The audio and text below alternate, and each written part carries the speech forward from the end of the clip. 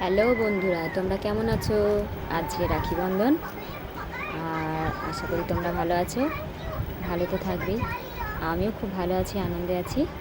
আর দেখো, এই রাখি হচ্ছে আমার দুই ভাইয়ের জন্য।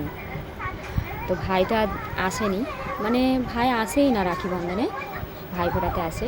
তাই আমি এইভাবেই ঠাকুরের সামনে দিই।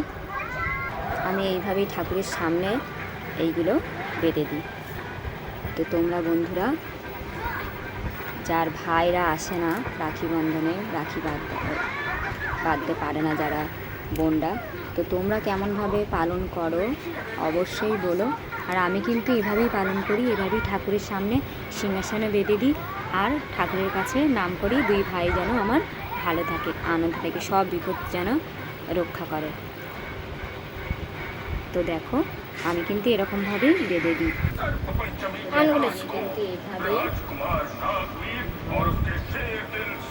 ঠাকুরের সামনে আমি বেঁধে দিই।